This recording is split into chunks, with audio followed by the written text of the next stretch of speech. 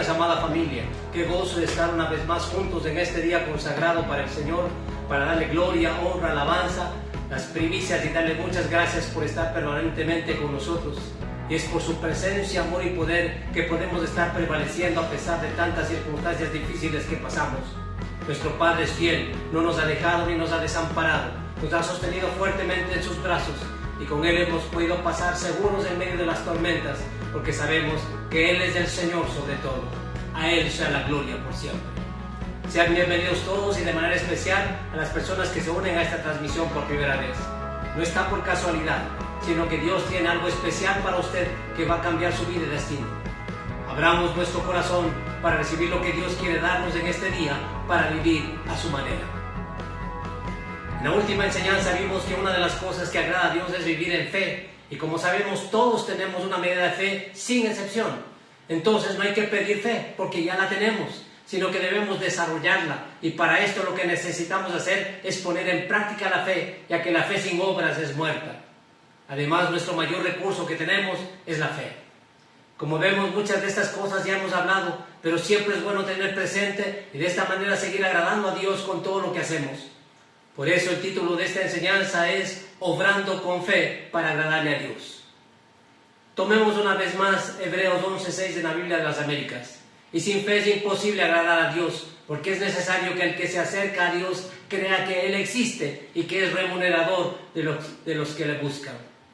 Lo primero que podemos apreciar es que si Dios nos dio la fe es para que la usemos y de esta manera le agradamos a Dios, pero le agradamos creyéndole a Él.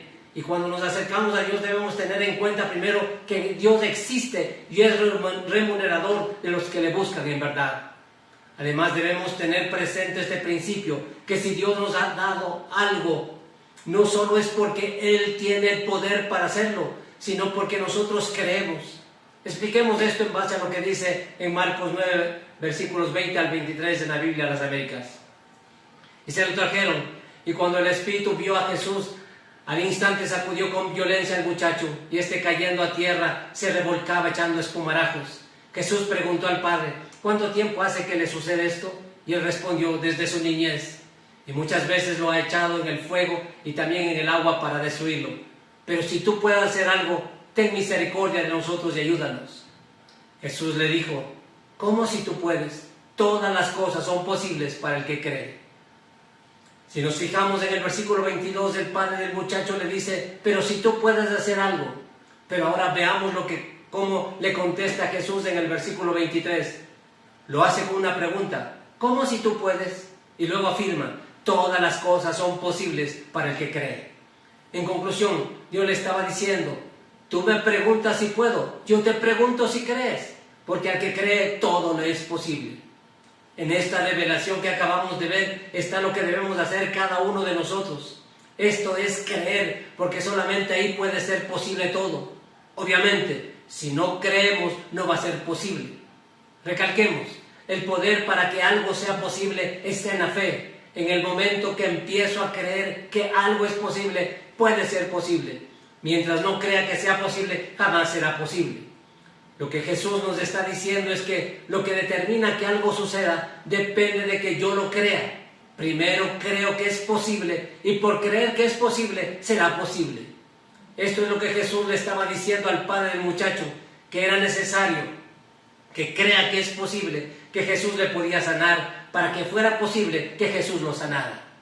En conclusión, el poder de Dios actúa de acuerdo al poder de la fe. Dios no nos da nada si primero no lo creemos y de esta manera le agradamos a Dios. Y Él se deleita en darnos lo que creemos y además esta es la recompensa que tenemos cuando le agradamos. De todo esto podemos también colegir que mientras más desarrollamos la fe, le vamos agradando más a Dios y nos convertimos en personas que Dios se deleita, porque puede contar para hacer cosas que evidencian su amor y poder. Es decir, llegar a ser usado por Dios y por poner la fe en Él seremos recompensados como está escrito. Además de todo esto, debemos tener en nuestro corazón que si creemos en Dios y que es real, no podemos seguir pensando que tenemos un Dios que no puede hacer algo, sino que puede recompensarnos en todo lo que yo crea y mucho más allá, de acuerdo a lo que dice Efesios 2:20 de la Biblia de las Américas. Y aquel que es poderoso para hacer todo mucho más abundantemente lo que pedimos o entendemos, según el poder que obra en nosotros. En definitiva, Dios nos puede sorprender haciendo algo mejor y mucho más excelente de lo que pedimos o entendemos, porque nuestro Dios se deleita en darnos lo mejor y más grande que Él ha elegido para nosotros. Aprendamos que nuestro Padre no está limitado a lo que le pedimos, sino que cuando le mostramos nuestra fe, se deleita en darnos mucho más abundantemente de lo que pensamos e imaginamos. Como vemos, mientras más desarrollamos la fe, más le agradamos a Dios y tenemos una vida de recompensas. Por eso debemos poner en práctica nuestra fe. Y como sabemos, fe es el poder que Dios le dio al hombre de creer por algo, de creer por una sanidad, por libertad, por ver saneadas sus finanzas, tener lo que parece imposible como una casa y dejar de estar pagando mensualmente un arriendo. En fin, todo lo que usted pueda creer. Sin embargo, muchas personas no sabemos usar esa fe, porque no nos hemos formado para usar la fe, sino en otros ámbitos del conocimiento humano. Pero cuando comenzamos una nueva vida en Cristo, empezamos a conocer los principios de la vida del reino. Y es en su palabra que encontramos las enseñanzas de vida. Por ejemplo, en Mateo 7:7 dice, pedid y se os dará. Y en Santiago 4:3 dice, piden y no reciben, porque piden mal. De igual manera sucede con la fe. Debo aprender a usar para saber los beneficios que tiene. En definitiva, cuando pongo en práctica la fe, decido creer en algo, pero haciendo algo. Adicionalmente, es necesario precisar que la fe no opera en base a emociones, ya que estas son efímeras. Y a veces queremos obrar en fe solamente por un momento de emoción. Por eso no funciona. La palabra dice que debemos vivir por fe, y esta también tiene que ver con el corazón, como está escrito en Romanos 10:10. Con el corazón se cree para justicia. Es decir, tiene que ver con las decisiones del corazón. Si relacionamos estos versículos, podemos decir que la fe se pone en práctica cuando pedimos. Pero para pedir algo necesito primero creer que voy a tener o hacer. Entonces primero debo creer lo que voy a pedir y luego de eso pido, o dicho de otra manera, lo que pido es la evidencia que creo que puedo hacer. Primero creo que puedo y luego lo pido. Entonces, el poner en práctica la fe es creer que se puede. Y una vez que estoy convencido que se puede, hay que empezar a buscar cómo lograrlo. No es correcto primeramente buscar cómo lograrlo para después creer que se puede lograr. Como nos podemos dar cuenta, muchas veces nosotros pedimos simplemente por pedir, sin estar convencidos que primero hemos creído. Y se vuelve una rutina que no produce ningún efecto la oración. Debemos hacer lo que dice en su palabra en Mateo 21:22 de la Reina Valera. Y todo lo que pidiereis en oración, creyendo, lo recibiréis. Como vemos, lo principal es creer antes de pedir y lo recibiremos. En definitiva, cuando empezamos a orar, debemos también creer y por ende estamos poniendo en práctica la fe. Y esto debe ser para cualquier tipo de circunstancias que estemos pasando. Para ilustrar, supongamos que hay dos personas que tienen necesidad. La una está gravemente enferma y pide por sanidad, y la otra está sana y está pidiendo por un trabajo. La pregunta es, ¿a cuál de las dos personas Dios tiene que responderle primero? Obviamente a la que está creyendo lo que pide, ya que Dios no responde por ver el estado crítico de una persona, sino al que le agrada con la fe. Y está creyendo por lo que pide. En definitiva, de acuerdo a la fe que evidenciamos de corazón. Para complementar esta explicación, vamos a lo que dice la última parte de Santiago 5:16 en la Biblia de las Américas. La oración eficaz del justo puede lograr mucho. Como apreciamos, no basta solamente una oración, sino que esta tiene que ser eficaz para que se pueda lograr mucho. Y esta oración es la que se realiza con fe. Sigamos explicando el fundamento. Como sabemos, también está escrito en la última parte de Romanos 1:17, mas el justo por la fe vivirá. Entonces, definitivamente, la oración del justo está basada en el creer, es decir, en la fe. Por consiguiente, una persona justa, antes de orar, cree que va a tener. Y como cree, esa oración que hace es eficaz, porque está pidiendo algo que ya creyó. No podemos pedir algo que no creemos, sino algo que creemos. Este es el tipo de oraciones que debemos hacer con la convicción que ya lo tenemos. Dejemos de hacer oraciones inefectivas y hagamos oraciones convencidos que creemos que va a suceder. Por ejemplo, cuando estamos orando por una persona por sanidad, debemos estar seguros en nuestro corazón, debemos estar seguros en nuestro creer que Dios es el sanador, conforme nos muestra muchas veces en su palabra. Y por eso le pido que sane a una persona, cualquiera que sea la enfermedad. Porque para Dios es igual un dolor de cabeza que una parálisis. Más aún nos dice que nada es imposible para Él y nada es imposible para el que cree, como ya mencionamos. Si yo le pido a Dios que intervenga en cualquier situación, pero no creo, sería solamente una oración hecha sin fundamento, que sale de la boca pero no del corazón. Como podemos ver, en general la fe nos dio Dios para desarrollarla y ponerla en práctica y de esta manera agradarle a Dios y tener un estilo de vida viendo sus posibilidades y poder. Algo de suma importancia que debemos interiorizar es que desde que le recibimos a nuestro Señor Jesucristo está dentro de nuestro corazón y Él es el autor y consumador de la fe. Por ende, no solo que tenemos una medida de fe dada por Dios, sino a quien es el autor y el consumador de la fe. Sobre esta base debemos vernos como los hijos de Dios que estamos en capacidad de operar de la misma manera que Jesucristo. Y por eso está escrito lo que dijo a sus discípulos en Juan 14:12 de la Reina Valera. De cierto os digo, el que en mí cree, las obras que yo hago, Él las hará también. Y aún mayores hará, porque yo voy al Padre. Algo muy esencial que dice este versículo es que debemos creer en Jesucristo, el autor y consumador de la fe, y vamos a obrar como Él.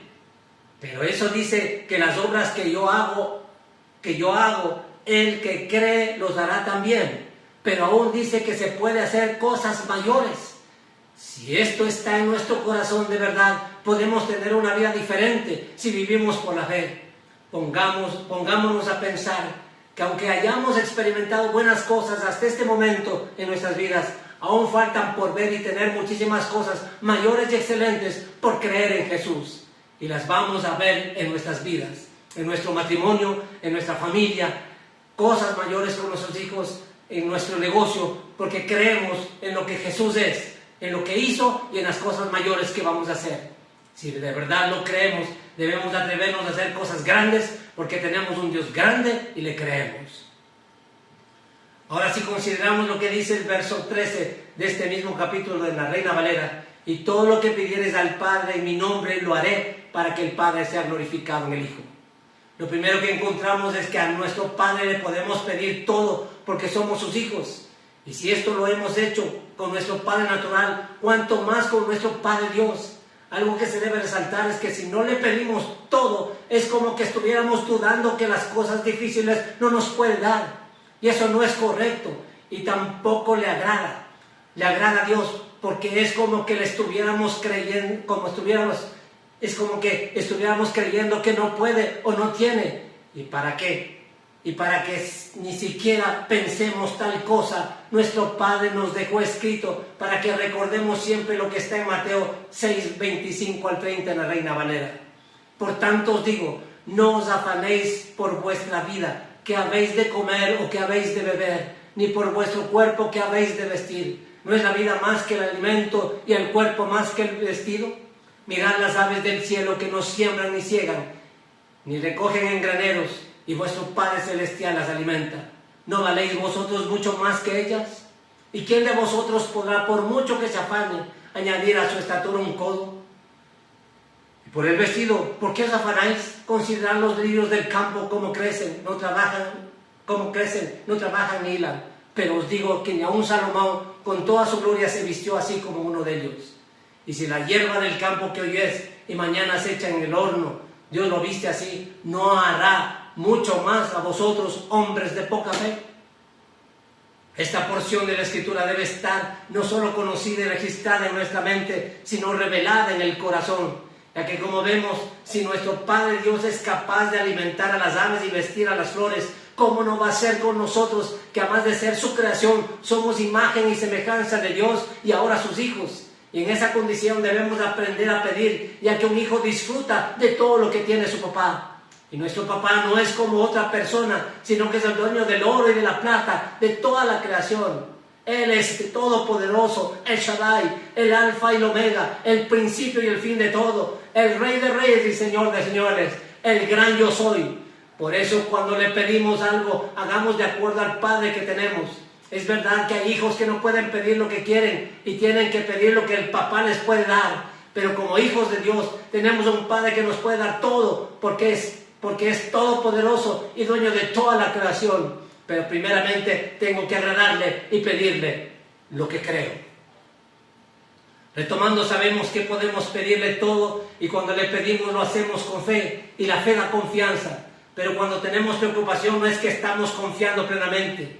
Es por tanto la confianza la que quita la preocupación y más bien nos mantiene ocupados creyendo. Es decir, que debemos mantenernos ocupados y como dice la palabra, que nuestra profesión debe ser vivir en fe. En Hebreos 10:23 de la Reina Valera actualizada dice, mantengamos firme la profesión de nuestra fe sin fluctuar, que fiel es el que prometió. Por tanto, la ocupación de un hijo de Dios es creer, vivir en fe. Como leímos, Dios nos dice, ¿y quién de vosotros podrá por mucho que se afane añadir a su estatura un codo?